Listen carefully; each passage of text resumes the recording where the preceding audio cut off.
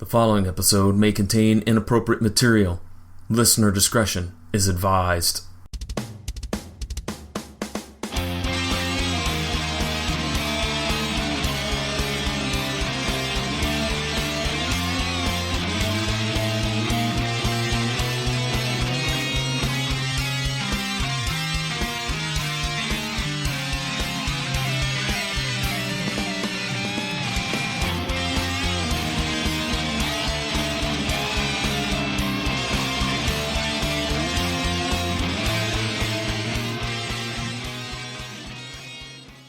Don't go chasing contact lenses. Just stick to the glasses that you're used to.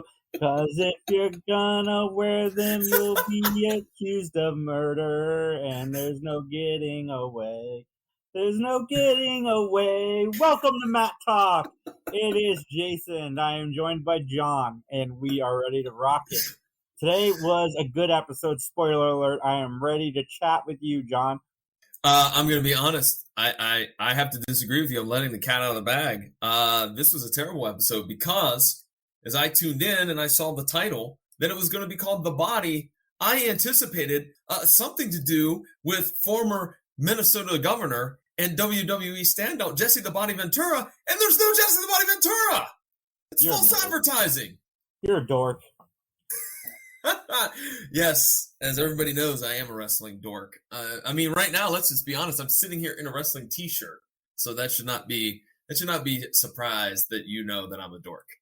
The whole time I watch these episodes, I always try to come up with something funny I could say at the beginning, and I think I knocked today out the park. You guys will find out what that beginning means a little later, but yes, just remember, don't go chasing contact lenses. Stick to the glasses that you're used to.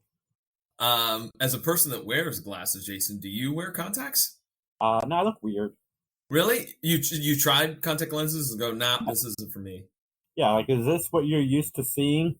Put the glasses back on. Yeah, there's a lot of space in my head. Yeah, no. The glasses kind of help mix it up a little bit. You know what? I gotta agree with you. Yes, you look better with the glasses on. All right, well, Jason, actually, all silliness aside, I will give my honest opinion here in a little bit about the episode. But we have to talk, Jason, about a little bit of news that we had hit our inbox just the other day, as a matter of fact, on Wednesday. So, Jason, should I read the email? I think you should do it as a rap. As a rap? I don't know if I can do it as a rap. I was kidding about rapping it. Okay, good. Because I don't think that was going to work. This came to us from Nicole, a listener that wanted to let us know that I have been meaning to send an email forever to say how much I enjoy your podcast.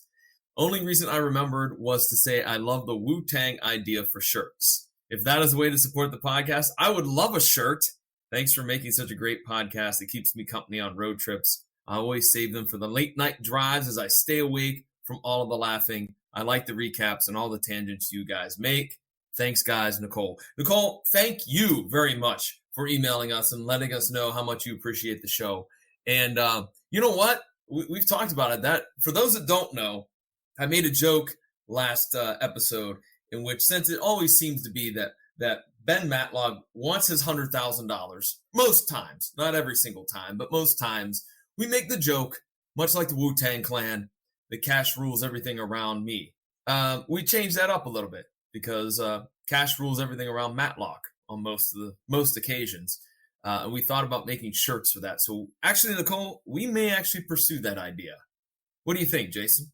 I think we should. And everybody else that is listening, watching, and paying attention to us, you guys can email us as well. Send in these fun comics at benmattalk@gmail.com. Thank you, Nicole. We love getting messages.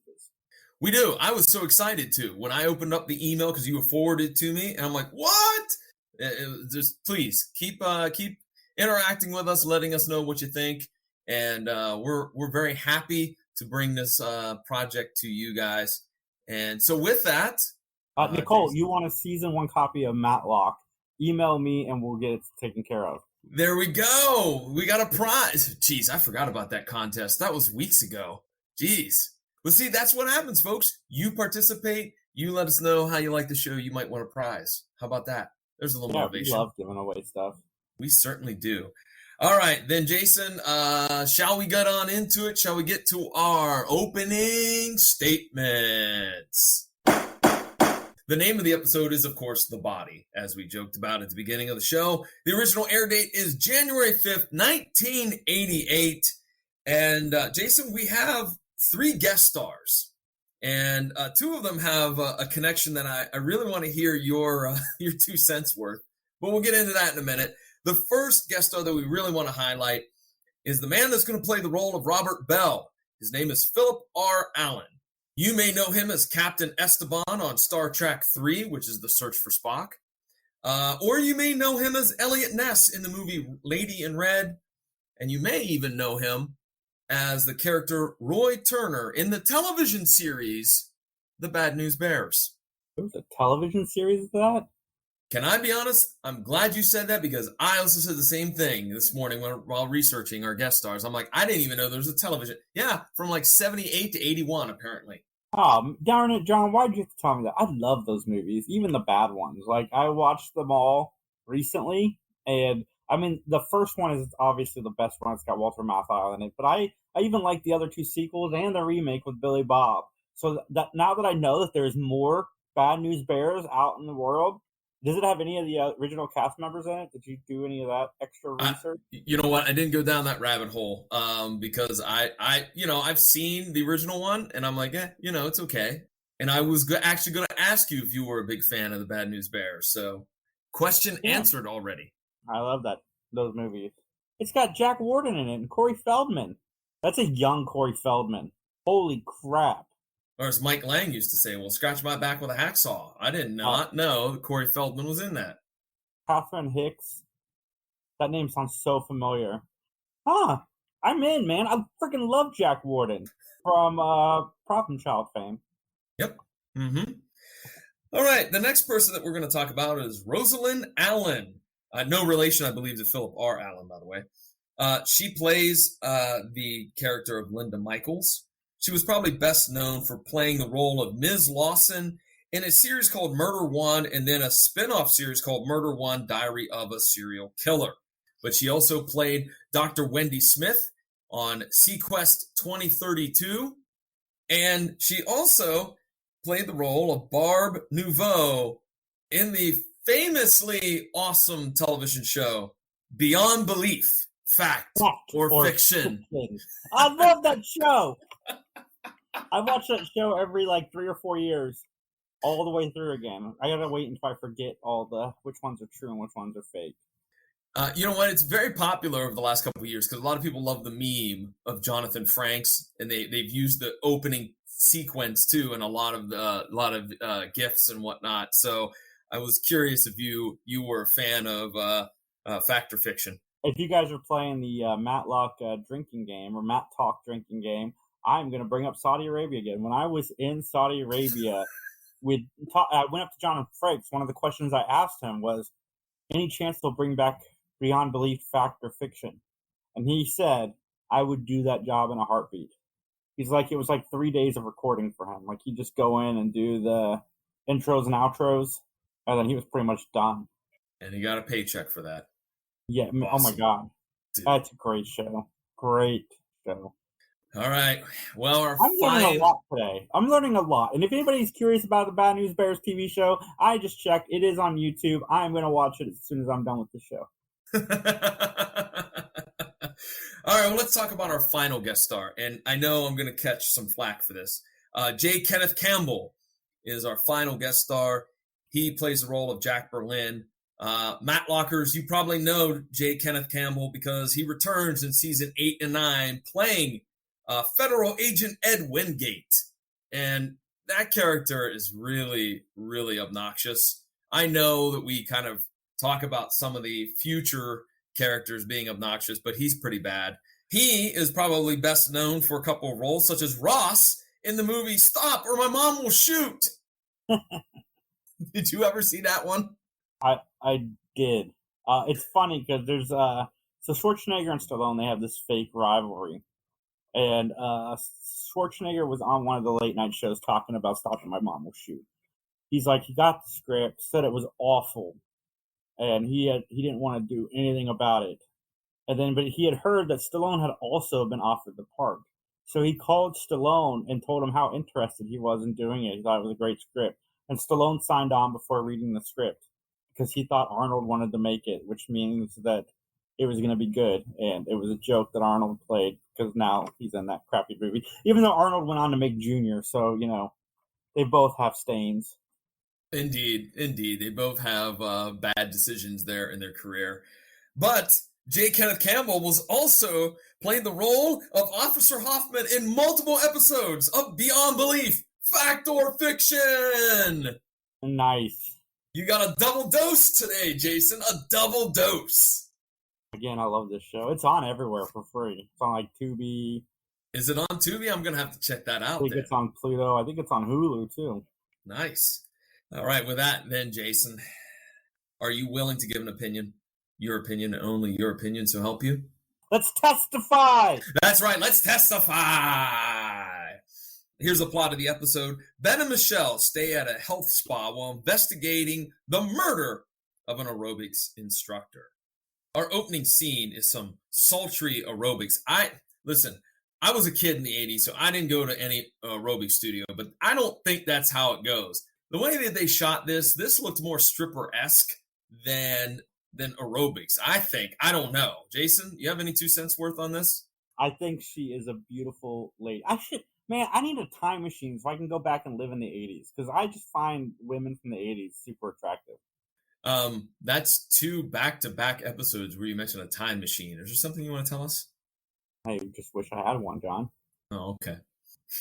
Not to do anything important. I want to go back in time and see the Rat Pack live. I want to go back and hit on women from the 80s, and I just want self-service. Okay. Which time machine do you want? Do you want a DeLorean or do you want a police box? Good question, John. That's like choosing children. I'd have to really think about it. Yeah, well, yes, number one, we don't want to know who your favorite is of the kids. That would not be fair. I'd probably choose the car because I'm a bigger fan of Back to the Future than I am Doctor Who. Okay, there you go. See? There you go. That wasn't as hard as picking your favorite kid.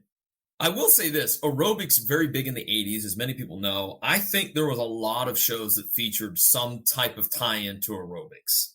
Yeah, we had Richard Simmons dance in the 80s. Oh, yes.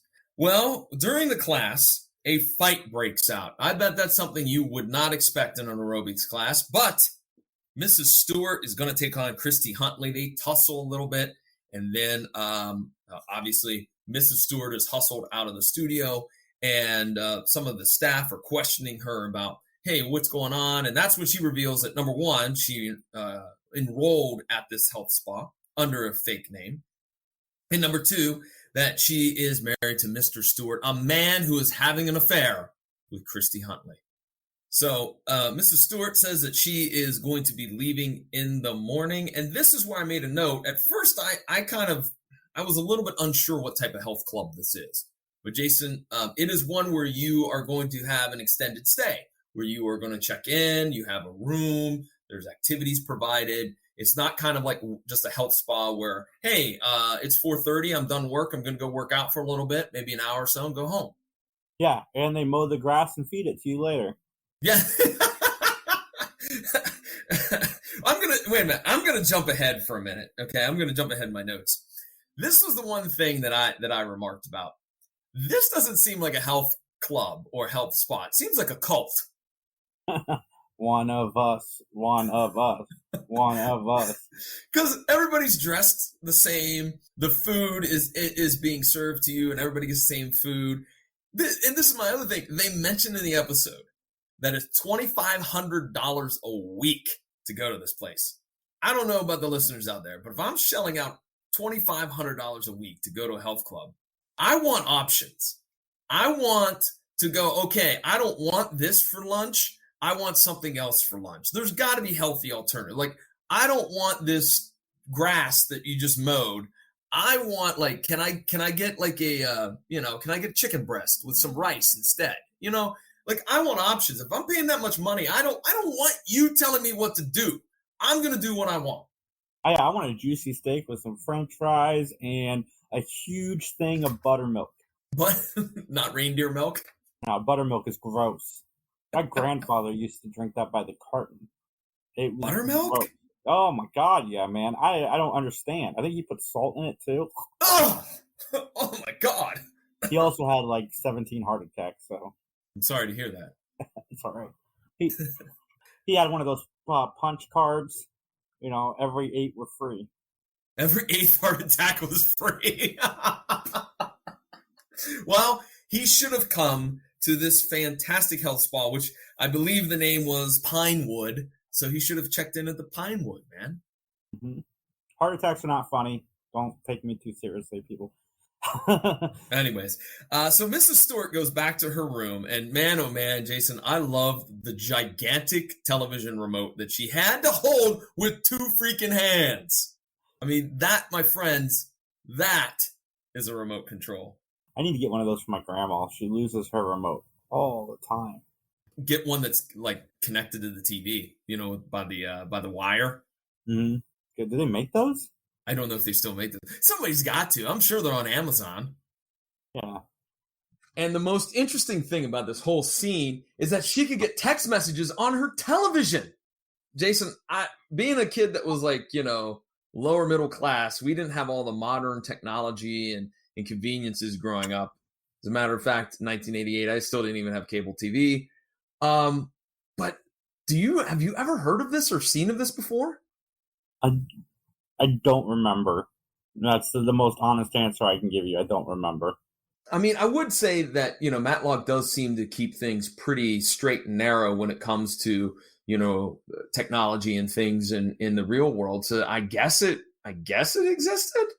Probably in the more luxurious hotels like Holiday Inn. The Holiday Inn? Is that a luxurious hotel? That was like the top of the Taylor family. That's where we would stay. Oh, okay. That was going all out. Was a Holiday Inn in the 80s. Okay. All right, I got you. I'm not going to judge. Mrs. Stewart gets this text message. She follows the directions. She goes to the pool. And Jason, what do you know? She finds Christy floating there in the pool dead. And she goes to try to pull her out of the pool. And guess what?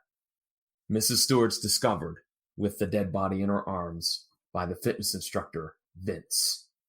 Dun, dun, dun. Now, you can't be mad at Mrs. Stewart because she wasn't sure that Christy was dead. She's trying to pull her out. I know for the avid listeners of Mattalk, you hate when somebody discovers the body and then incriminates themselves by tampering with the crime scene and whatnot. I was at first. And then I'm like, well, she has to go over there and pull her out because she might be able to save her. She doesn't know that yet, even though she didn't even try CPR. But that's Right. a whole different rant. Well, we then cut to the courtroom where Michelle's looking for Ben, and she talks to the hot dog salesman, and all of a sudden, here comes Ben. I love how that's the first place she checks is the hot dog. Yeah, right. His dealer, as some would say. Hot dog stand, men's room. That's it. Those are the only 2 places he could be. And I also like how the hot dog guy Ben doesn't even have to tell him what he wants. He's already got it ready. Oh yeah. He's a regular. He's like Norm on Cheers. Don't have to ask. Just have it ready to go. You know? I don't love hot dogs like Ben does, but my grandfather was the same way. Really? Yeah, same grandfather, 16 heart attack grandfather. Yeah, he loved his hot dogs. And then would he wash it down with some buttermilk? Maybe. Ooh.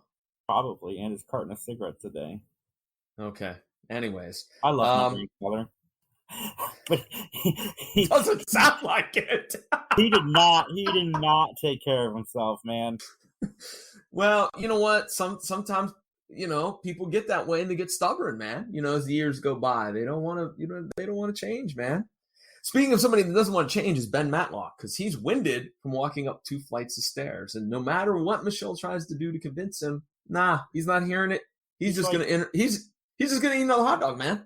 He's like, exercise. He's like, I just did. I walked upstairs, and he rewards himself with a hot dog. That's fair. I would do the same thing. Yeah, I would too. I eat like Matlock does. I will say that. Oh, I have the worst diet in the world. I eat garbage. Well, okay, no, I don't literally eat garbage, but I mean, I eat a lot of garbage, like food that's not healthy for you at all. No, I love the liquid candy, which is pop. Oh, yes. Yes. All right. Well, Michelle goes to interview Mrs. Stewart. And I don't know what you thought of this, but I thought it kind of was Michelle being a little bit judgy. Because she was like, oh, well, husbands that are not being faithful, they're often the reason why their wives kill them. It just kind of, I don't know. Maybe I misread that scene. Yeah, no, Maybe I you didn't. did. She's saying that I believe that you're innocent because in most cases the wife kills the husband, Okay. not So, not the okay. other. Okay, I get you then. Like I said, I didn't know what to make of that because I was like, well, that seemed a little snotty, but maybe not. But okay, now that you explained it, all right, okay. Well, Ben, the next time we see him, he's still at the hot dog counter. Guess what he's doing? He's reading the labels, the nutritional information on the back of a donut. After he's already opened the donut. Right. I was like, he's already opened it. Like, did you like, oh yeah, I'm committing to eating this? Yeah, maybe not. I'll decide. No, I don't think I'm going to. Yeah, that just seemed really, really weird. But Michelle and Ben decide that they're going to take off to Pinewood to the health spa.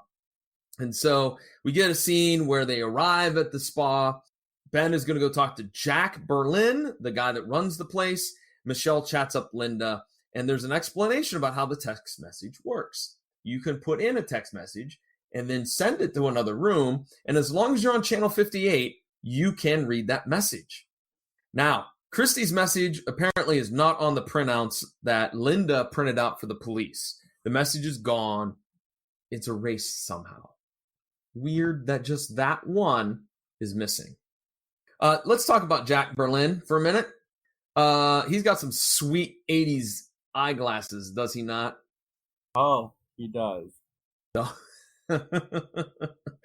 But Jack told Ben that he's not going to allow him to interview anybody because it's past curfew. It's past 8:30. Again, I'm paying $2,500 to come to your spa. Don't tell me when to go to bed. I'm not 8. Sorry, that was a mini. Yeah, you don't have to tell me to go to bed at 8:30. I'll be in bed by 8.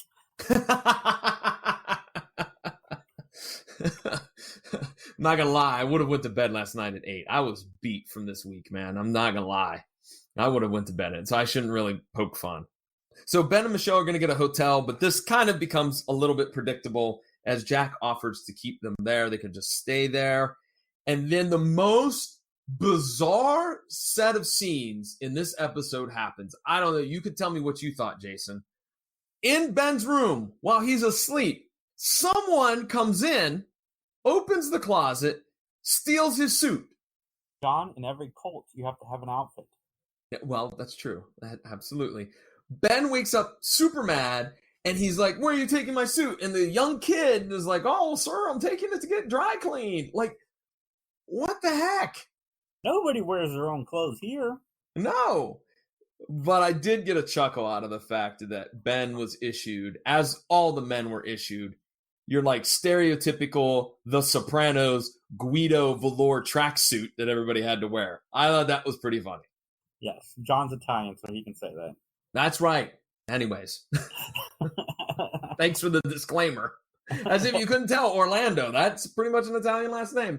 Anyways, yeah. So I thought this was just so weird. That the clothes, everybody's dressed the same. This gets into my rant about it being more like a cult. Ben doesn't want to stay there. Obviously, he hates the food. We cut to a scene where Ben is snooping around a construction scene, and he's caught by Vince Campbell. Vince wants to know how much Ben weighs, and he wants to measure him. So we go to that scene. Jason, how much do you think Ben weighs? 220. Whoa! Really? All right, I went 195.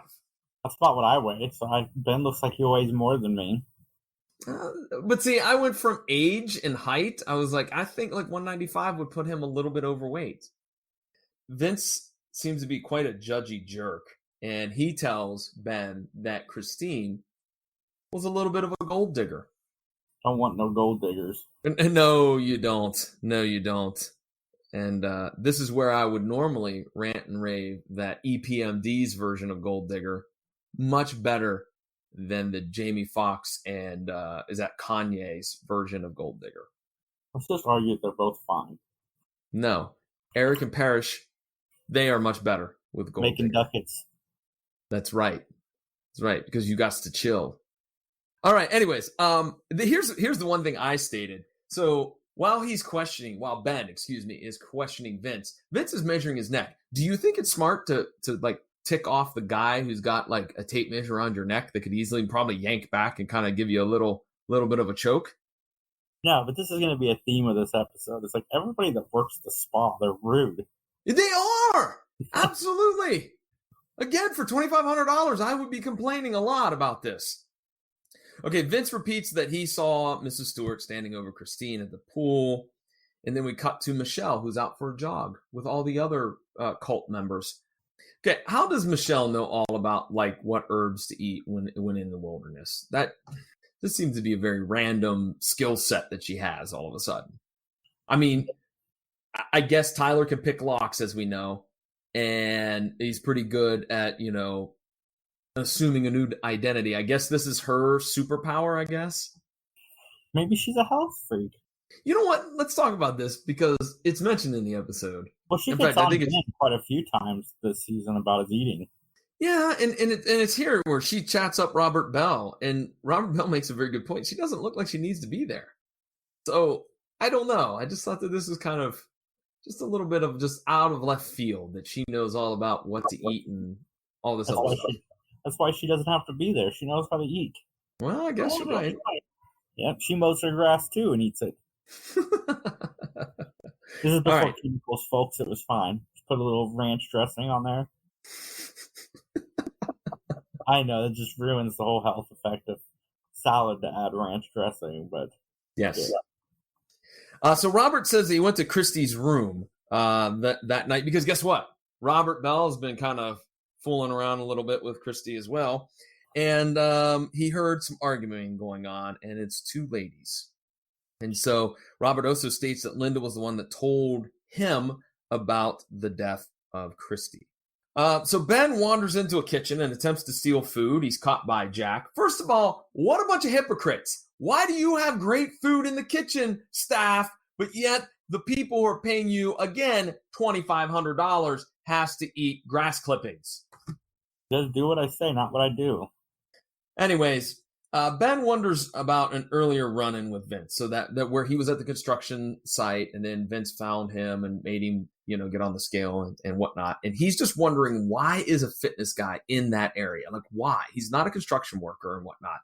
So Ben and Michelle go to check it out. And lo and behold, guess what happens, Jason? They get hurt. They almost get hurt, yeah. The scaffolding collapses and at the last minute they get out of the way. So we go to the next scene where Jack comes in and he's very upset with Ben. And he's like, hey, you can't be snooping around this construction site. You almost got killed, blah, blah, blah, blah. Was it me or did it seem like Ben and Michelle were kind of very like, nah, that's okay. Like, it wasn't a serious deal. Yes, because they already started formulating their idea of what was happening. Like, we got you, you son of a gun. Okay, I guess that's one way to look at it. And they survived. They're probably just relieved they survived. Right, true, right. Ben interviews Jack and tells Jack about the affair that Robert and Christie were having, and Ben kind of Ben kind of throws out there that Christie might be on staff because she's seducing and sleeping with all of the investors. Yeah, he does, which is foreshadowing. Mm-hmm. Jack admits that the club is in the red, and now here's the funny part. Jack offers to have Ben go see Olga, all right, and get a facial massage.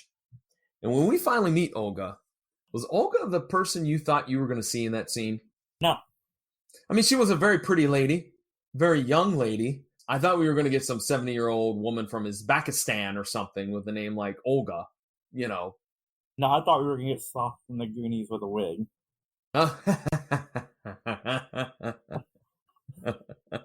No offense to Olgas that listen to us. Yeah. If you're an Olga, we're sorry. We're trying not to stereotype. I'm sorry. Please don't be mad at us. Fantastic for listening to us. Yes, you are. Did you find the facial massage to be creepy? No, it looked relaxing. Really? Would you get a facial massage? Sure, why not? And we get our obligatory Tyler cameo in this. I was going to say that was really great. I love when Tyler interrupted. Okay, real quick. Have you ever had a massage period? Not professionally. What? I've had Not massages. professionally. I dated. You dated a masseuse? I've dated people that have given me massages. Oh, okay. Like I said, never professionally.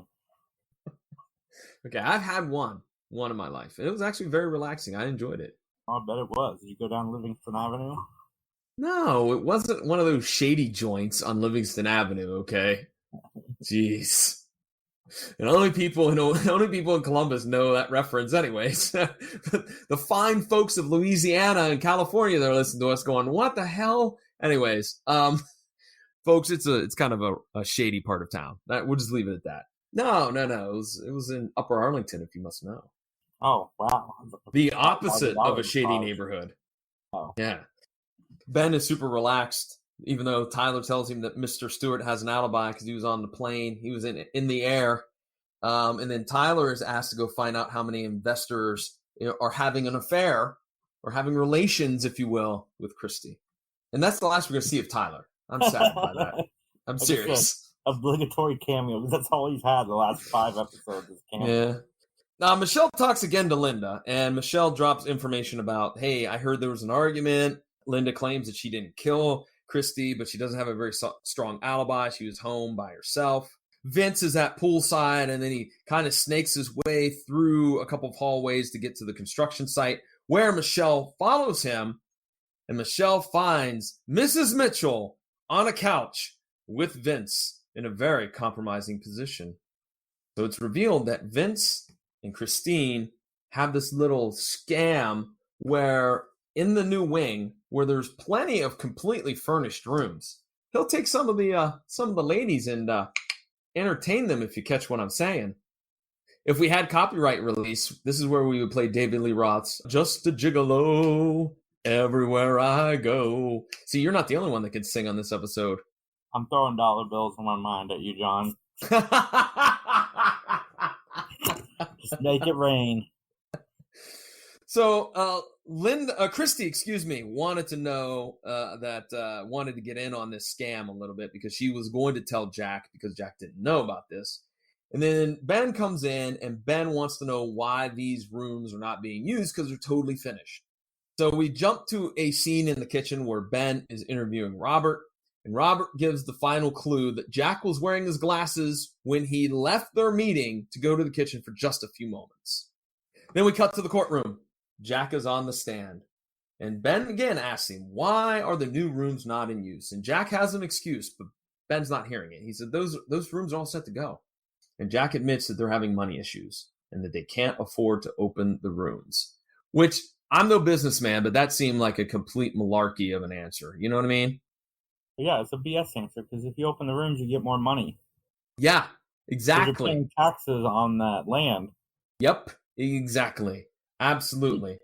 Ben does a roll call of the investors, and he keeps naming people, and all of their percentages don't add up. As a matter of fact, they add up to owning 195% of Pinewood. Yeah, that's right. He is the Oprah of investors. You get an investor, and you're an investor, and you're an investor. Yeah, so it's hinted at that Jack is fleecing the investors out of money. All right. And that Jack may have pimped out Christy to have affairs with 5 of the investors, and their total share would have been 125%. So, okay, right off the bat, I'm a little confused by this because I guess for me, like, I get the idea that you're fleecing the investors of money. Like, they're giving you their money, but they're not going to see any return because ultimately the spa is going to go belly up. But I guess my question is, even in 1988, how do you think you're going to get away with that? Not murder anybody, because he was getting away with it. Good point. If you didn't murder somebody, then nobody would know. I just kind of felt that a little bit problematic because I'm like, yeah, I know in 2021 it'd be easy, but even in 88, public record, after a while those files would be at the courthouse. You could go and look up if you were an investor. You know what I mean? Like, I don't know. I just thought it was kind of very awkward of a motive for murder. No, 100%.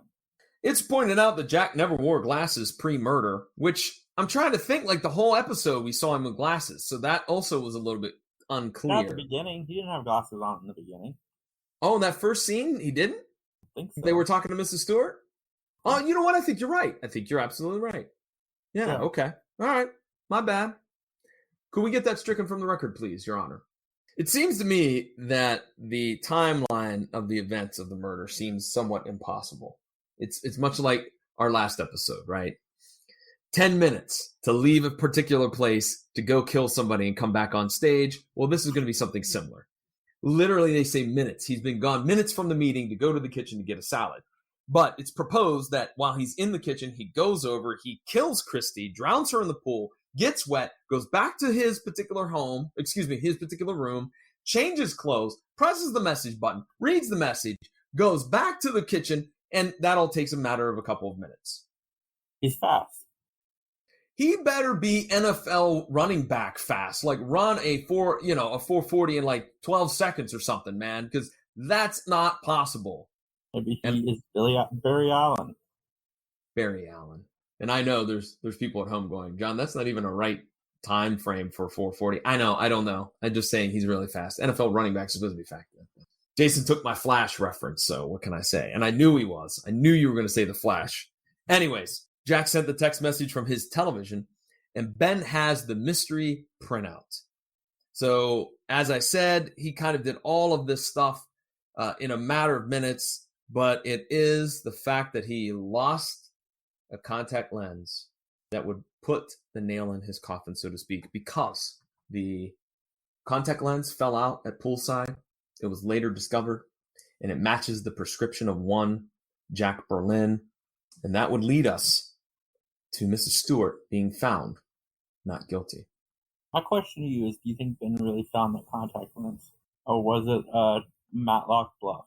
It's a Matlock bluff, because if you recall, the very final scene is him putting that contact lens in his eye, which, by the way, is the first time ever in 2 seasons we've heard anything about his eyesight. It makes no sense. It's very random. Like, all of a sudden he wears contacts. What? Leave the guy alone.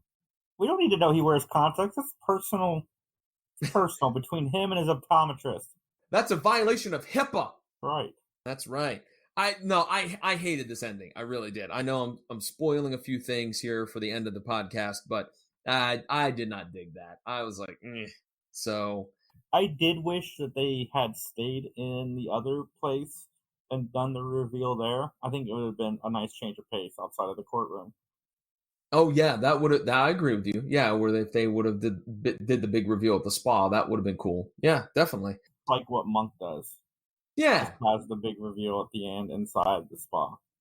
With a cop there or something. Mm-hmm. All right, any other notes that you want to discuss? Nope. Just whatever you do, people. You're going to commit murder, wear glasses.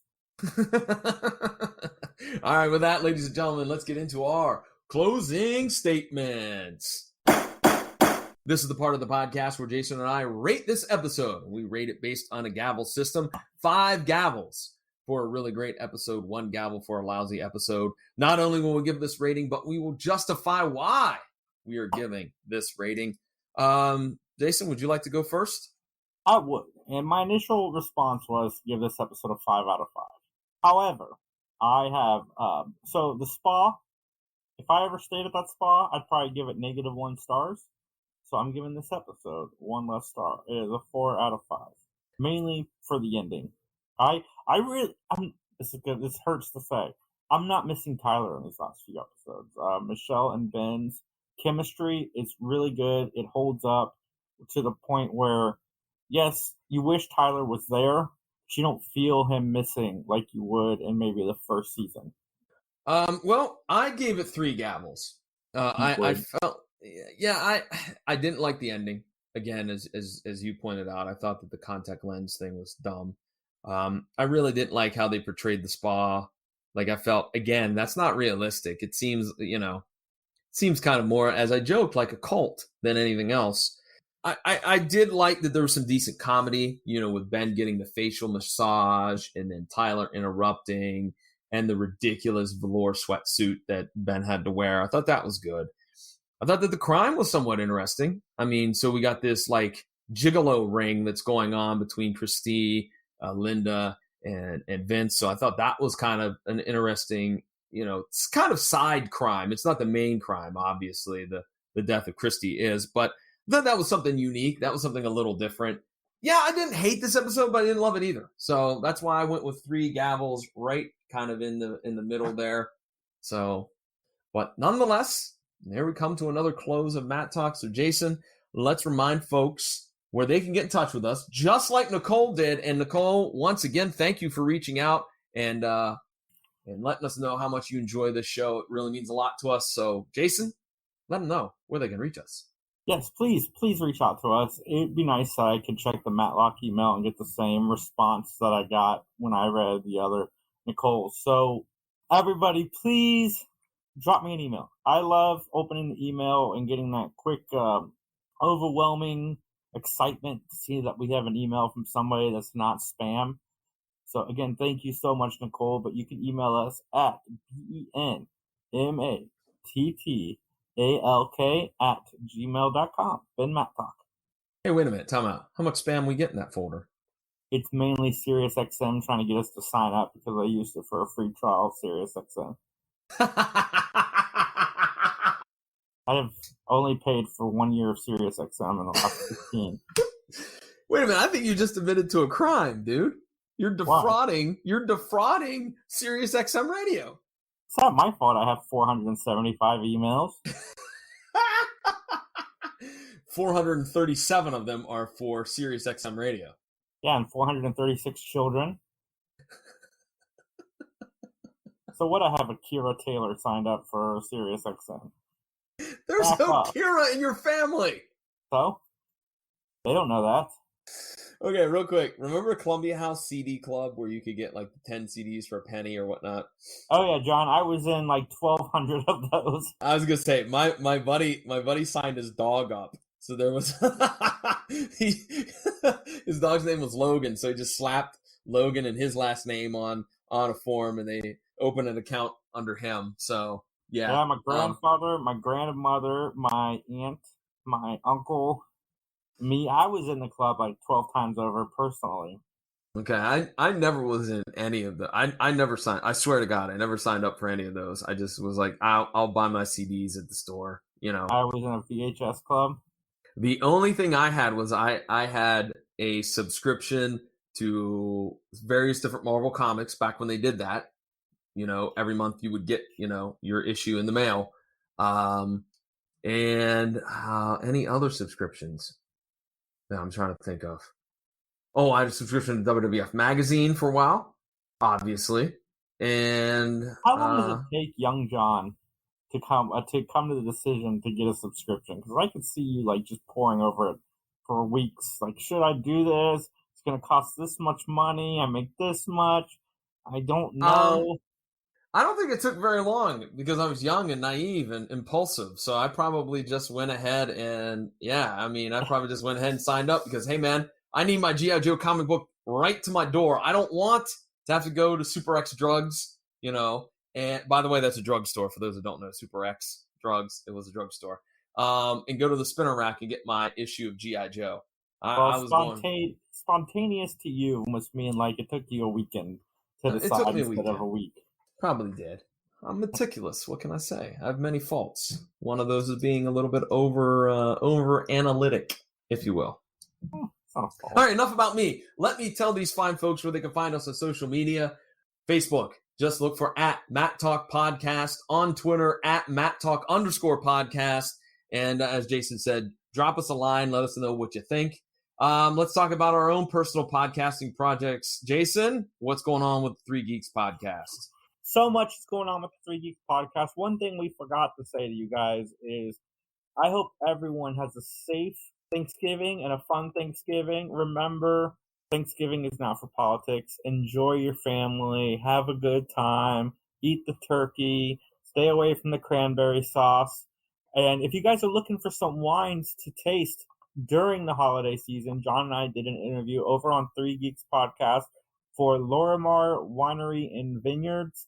Definitely check out that interview. It is out now. You know what? I hadn't forgotten. That was the very last thing on my notes, to wish everybody a happy Thanksgiving. But since we're doing it now, yeah, have a happy and safe Thanksgiving, folks. We do appreciate you all, and we want you all to have a great Thanksgiving. With that being said, I'm going to talk about my personal podcasting project, the PVD Cast. For this week, I'm going to take the week off to spend time with friends and family for Thanksgiving. The current episode that's up is a little preview episode of this weekend's Survivor Series. It's the WWE pay-per-view that happens every November. And by the time you're hearing this, the event's going to be over. But I encourage folks, go back and listen.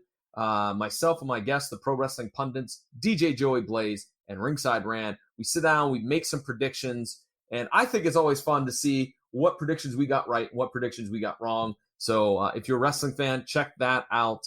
And with that, Jason, if there's nothing else, let's wrap this bad boy up. Sounds great. All right, with that, ladies and gentlemen, once again, have a happy Thanksgiving. And as they say in court, nothing further.